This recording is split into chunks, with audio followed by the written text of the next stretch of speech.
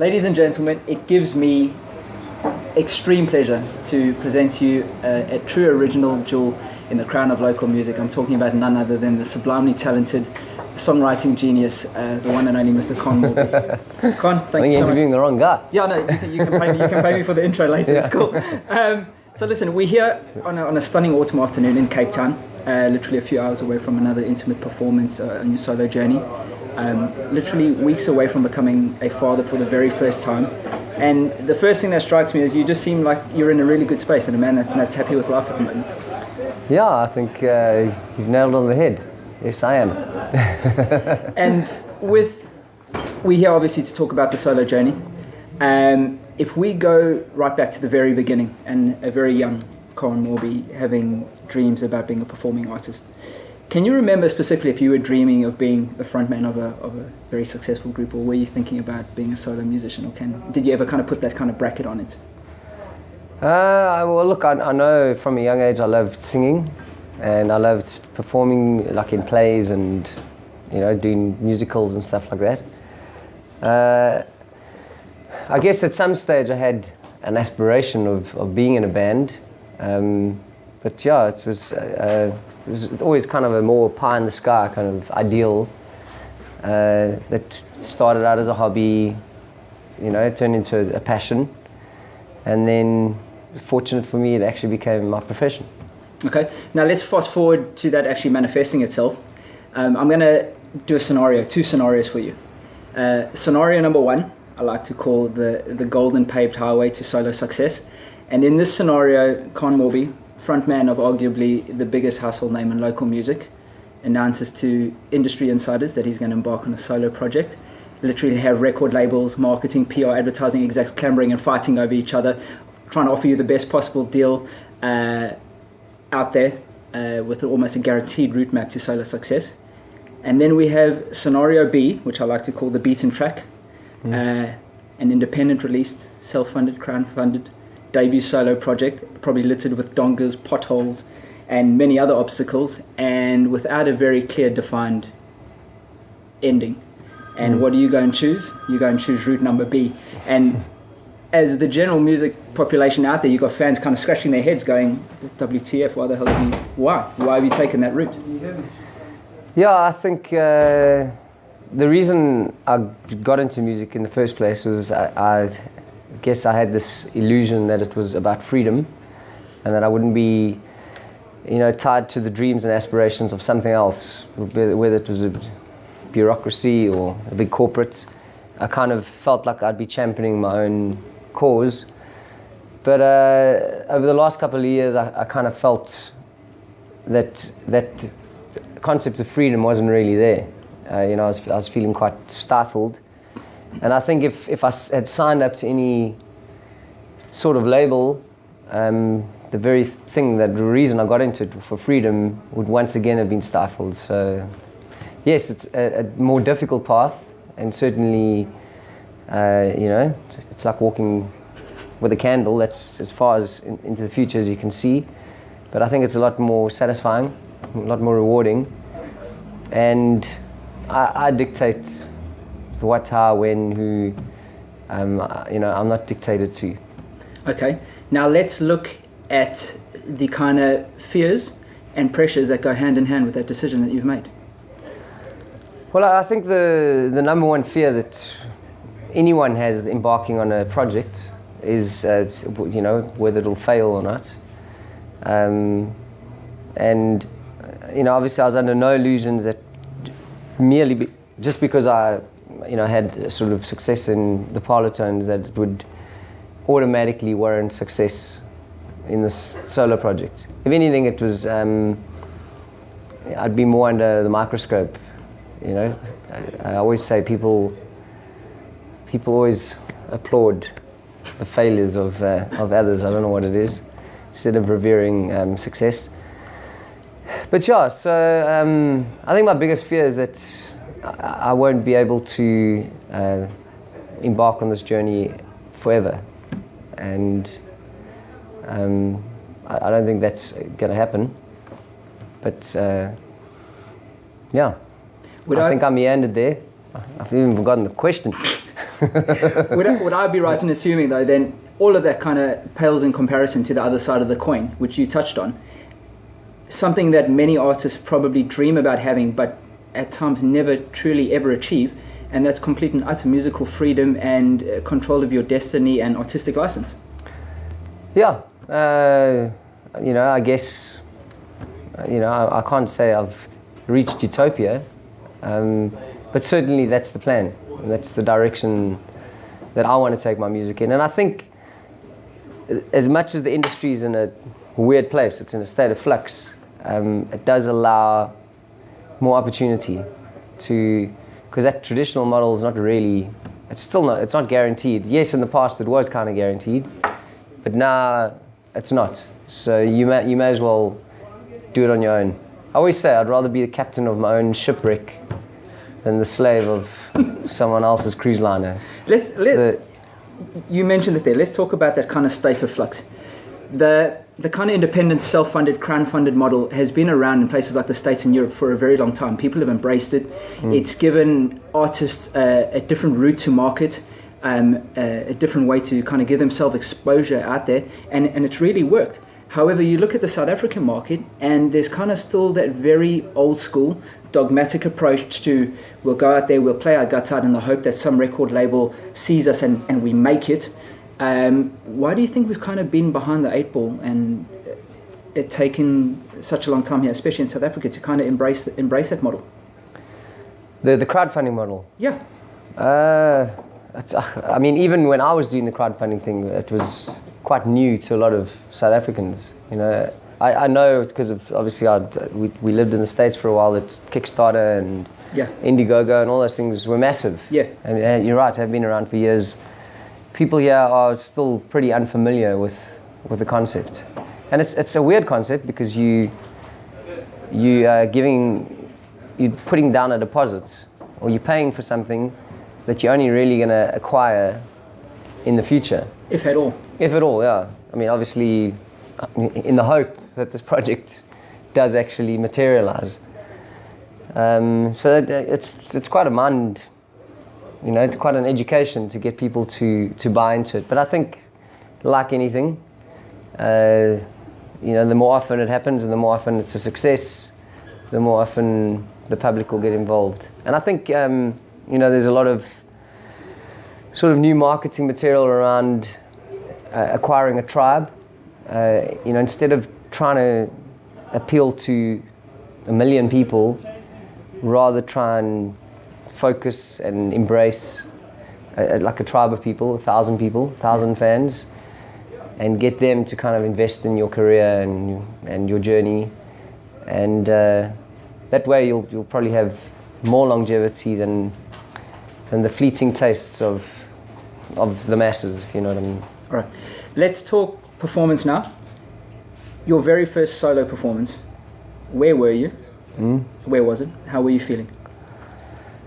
Oh, that's an interesting story. So my first solo performance, it was before I'd even recorded the album. Yeah. But I'd written all the songs and stuff. And it was at a Barnyard Theatre in Joburg. And I remember like the 2 nights before, I couldn't sleep and I kept waking up in these like crazy sweats. I was like, I'm obviously flipping nervous about this show, doing it on my own for the first time. That day I was like extremely weak. Also, the night before, no sleep, waking up and like literally drenched. So then... Yes, everybody, he is human. There's more to the story. So then I played that show, get home at like 2 a.m, had to leave the next morning, red-eye flight to PE to play a show down there. So very little sleep. And the same thing that night with this, but then I just go, okay, it's just this, I've obviously been stressed out because of the show, and now it's just lack of sleep. Next day, fly down to Cape Town to record. I'm like dead in studio, and I'm like, okay, it's just the knock-on effect of the lack of sleep. And then that same night, again, I wake up and I'm drenched in sweat. Wake up 2 hours later, like the bed's drenched in sweat. So I think, okay, no, there's something wrong with me. So I go to the doctor, and it turned out I had tick bite fever. So all this time I thought, I was just nervous. So, yeah. All right. Now, I want to kind of gather the biggest stepping up from a safety net like the Polytones, and I use the word safety net with respect because that's a title that you guys earned over the years. You really did. Did you or do you feel a sense of kind of vulnerability when you're out there and exposure, kind of saying, hey everyone, this is not the Polytones, this is me, this is Kahn? Yeah, certainly with the first couple of shows, you know, and I kind of would joke with the audience saying, there's probably a few of there sitting in the audience going, where's his makeup? And, yeah, when's he going to play colourful? So, you know, I was quite aware that the initial attraction to the show would be a mix of curiosity and obviously maybe some confusion. People really legitimately think they're going to hear solo versions of Polytone songs. So, you know, obviously I had to kind of pander to that, and I would pep in some Polytone songs through the set. But the bulk of it would be the solo project. Mm-hmm. And now I feel more comfortable in the solo project, and I think the you know, it's been long enough now that the audience are aware that they're going to hear the solo stuff. But I always throw in a version of a Polytone song. All right. When writing your solo material, have you been conscious, or were you conscious of trying to write songs and melodies that still kind of appeal to Polytone fans in the hope that they would embrace the solo work? Or did you remain completely true to the kind of creative process as well and hope that they still liked the solo work? Well, I think I approach the concept of songwriting the same with Polytones as I do to the solo thing. You know, I kind of stick to the classic fundamentals of what makes songwriting popular. Sure. And you know, I always say with anything in the arts, even it is a blend of science and creativity. And science is the formula and the theory and all of that stuff that, you know, moves people and appeals to people. And then obviously the creative aspect is hopefully what brings it, you know, a magical flair to it. So with both projects, the focus is melody, and you know, I work from there. Sonically, I will certainly try and treat the solo project differently. I mean, while we're recording, I would say that's something I would probably have done in a recording situation in the Polytones. So let's try and deviate from that. But in reality, I just write songs, and if at the time I'm working on a solo project, then that's the route. If at the time I'm working on Polytones, that's the route. It's not like I go, okay, now this is going to be a solo song. So it's just, there's a bunch of songs, document them, move on. Okay.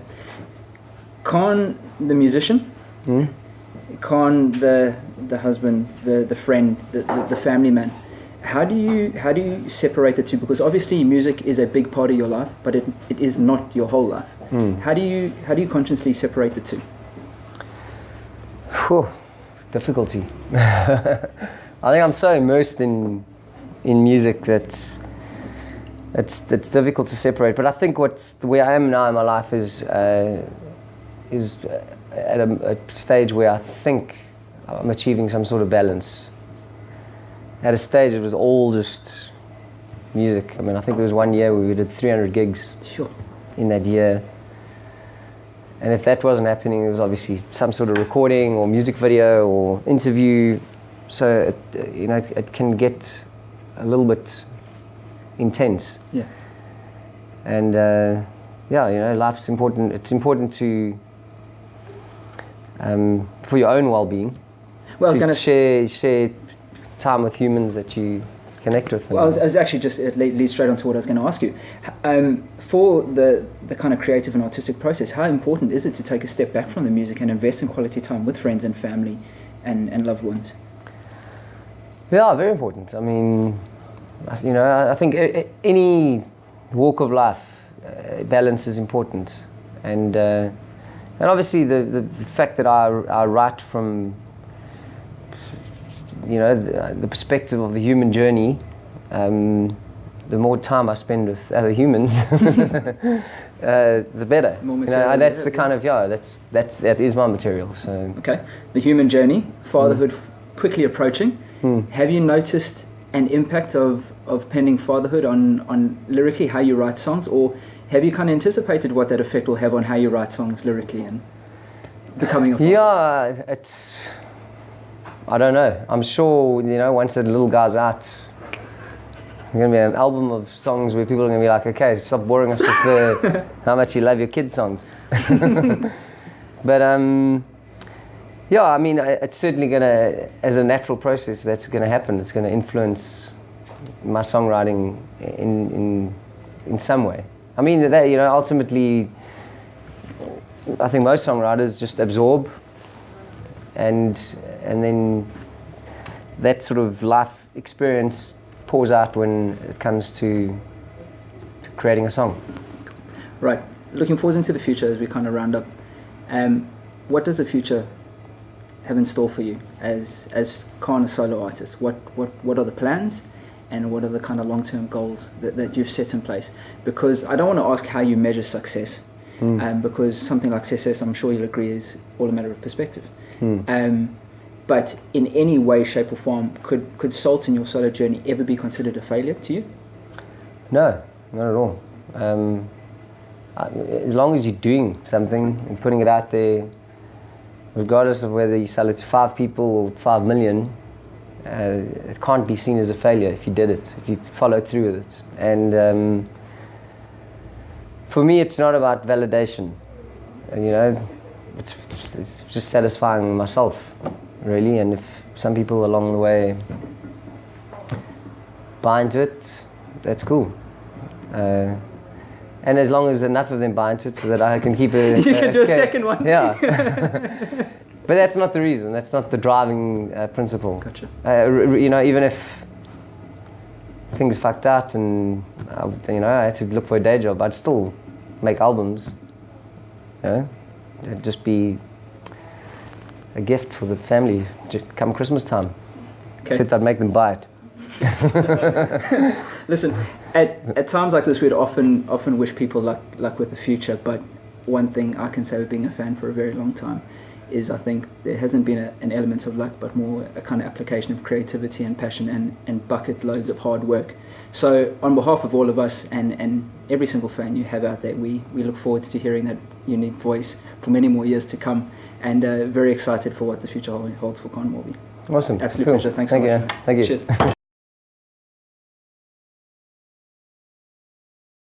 So I've been a big Polytones fan from day one, and I've been following your solo career as well. I've always loved your songs. It's very different. So what inspires you to write such deep poetic lyrics? I kind of mentioned it earlier, but yeah, it really is my interpretation. That's all it really is of the human journey. Yeah. Sometimes it's my own experience. Sometimes it's me kind of retelling a story that I've heard or been involved in. Okay. Yeah, and I think with lyrics, there's a million. Ultimately, the essence of a story is always the same. You can say I kissed the girl, or you can say you tasted wonderful. Yeah. It's just trying to say the same thing in a slightly more descriptive way. That's how I try and approach most of the lyrics. Okay, cool.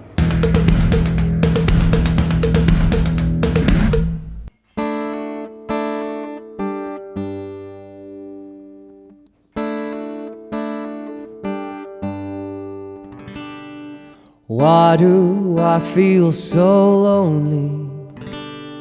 Lost in the crowd, the outsider, I feel left out. And why does it seem so noisy? This buzz in my head, the outsider.